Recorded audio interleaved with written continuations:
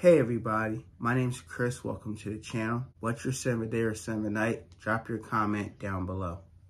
Hey everyone, hope this message finds you guys all well. My name is Daniel. Giving my take today on INITIO Parfums, a new release, Oud for Greatness.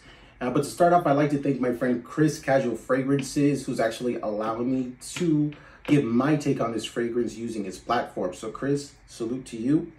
For this fragrance, I do have the flankers. I have the original, which is Oud for Greatness, and I do have Oud for Happiness.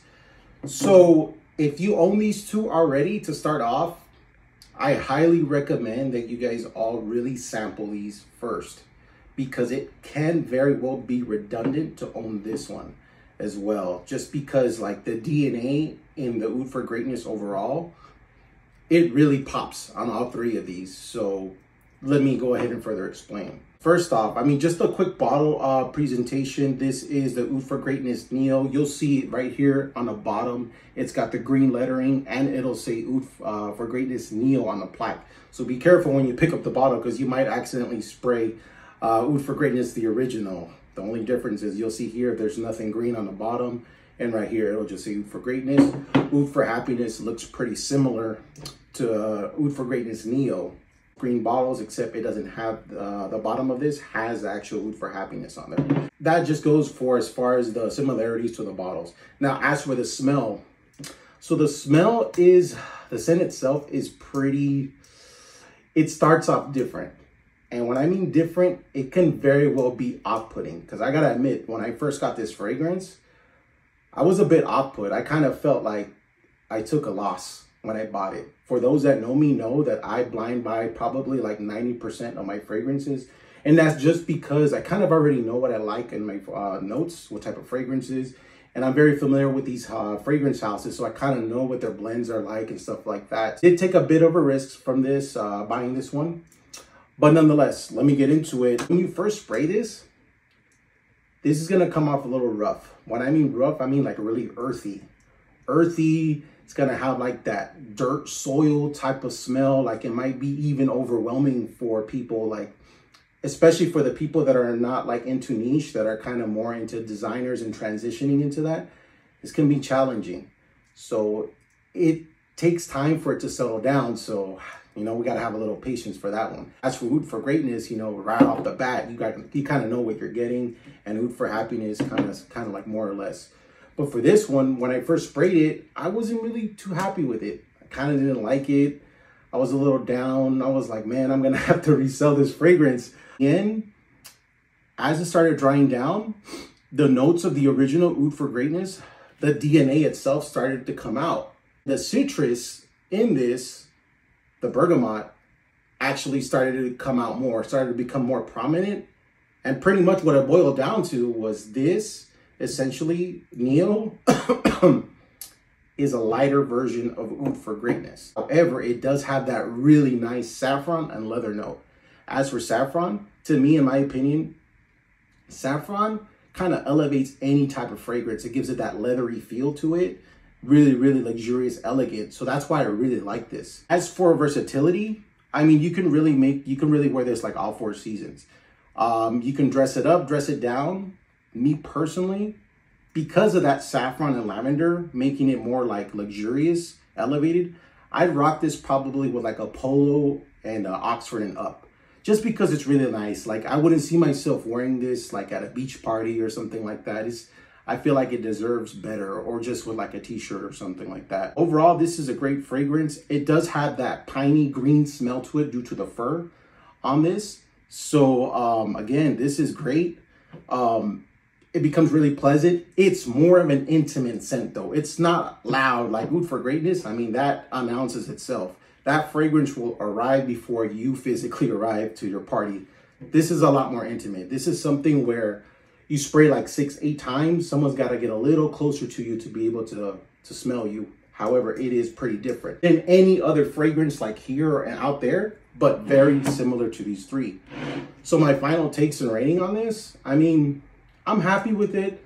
I'm okay with it. I like to collect fragrances. So to me, I like it. I'm happy with it. To others, this might be redundant somewhat. But to me, I'm happy with it. I'll get plenty of wear with it. I give this a solid 8 out of 10. And again, this is something that I definitely highly recommend before you guys purchase this. Please sample it, because you really want to make sure that number one, you're going to like it. And number two, if you own these two, you don't want it to be redundant, because again, they do share a similar DNA. That being said, that's going to wrap it up for me. I'm going to kick it off to Chris. I thank you very much for the opportunity. And again, man, thank you guys, and have a wonderful rest of your day. Peace. Before I start, thank you to the cool subscriber for actually talking about all three of the Oud for Greatness fragrances, which is pretty cool. Didn't see that video coming, but now you guys at home can think about which one you would like to buy. Oud for Greatness, the OG, Oud for Happiness, or Oud for Greatness Neo. I'll give you my perspective on Oud for Greatness Neo. Here's my review. This is the presentation it comes in. Okay, although like the other ones, information in the back, Initio Prevail Parfum on top, your batch code information on the bottom.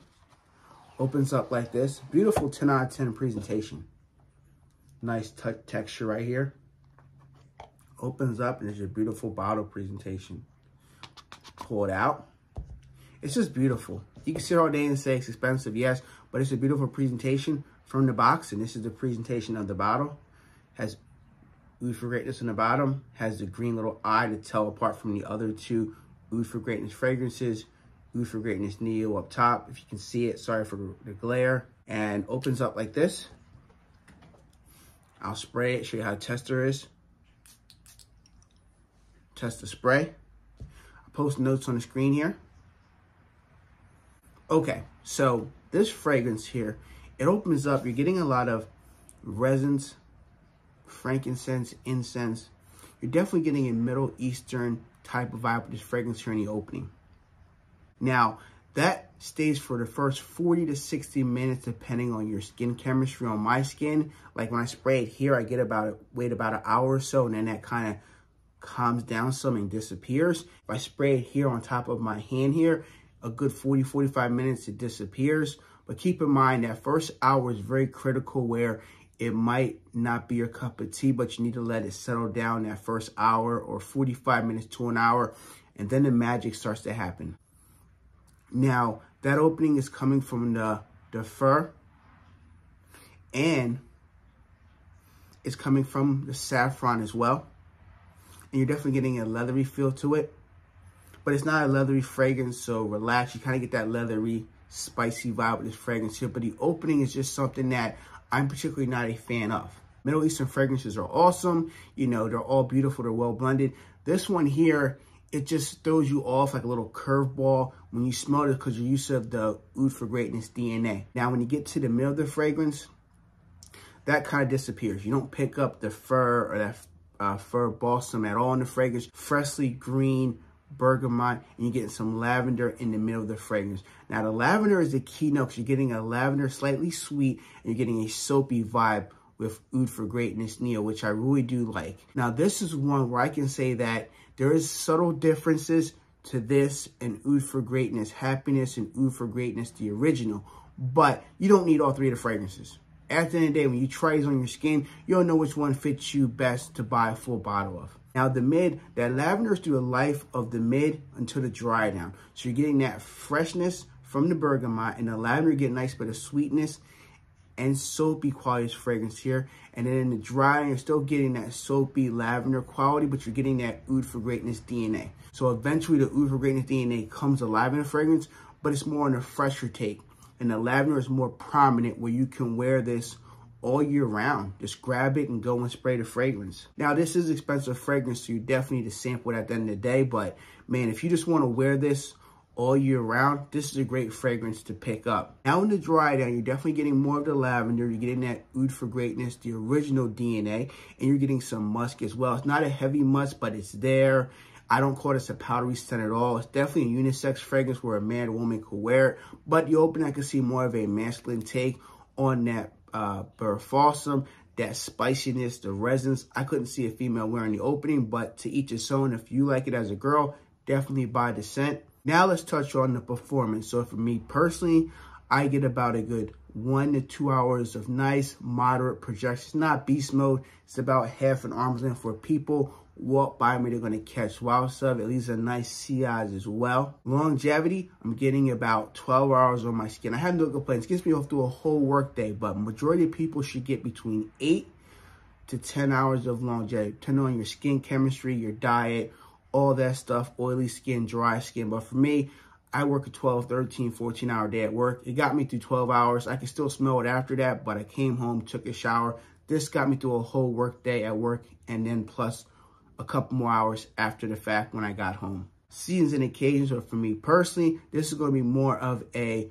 spring, fall, winter, summer scent. It's a versatile scent. You can wear it anytime you want. You can wear this dressed up or dressed down. There's not a wrong time when to wear this scent here. Now, some people might think, well, if you have the original Oud for Greatness, can you wear that in the fall and winter and wear this in the spring and summer? Correct. Or you can just skip the other two and buy this and wear it all year round if you want to smell like Oud for Greatness with a fresher take that you can wear it any situation, any scenario. This is it right here.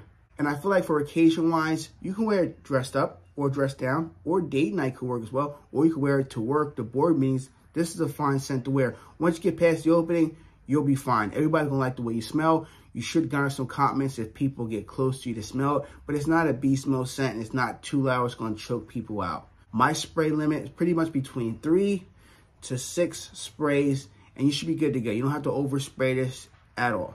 Ratings and final thoughts. So for me personally, I'm gonna give this a 7.8 out of 10. Almost got a perfect 8, but I'm not going to give it that because there's factors of $4.30. Most people are going to pay $4.30 for this fragrance here.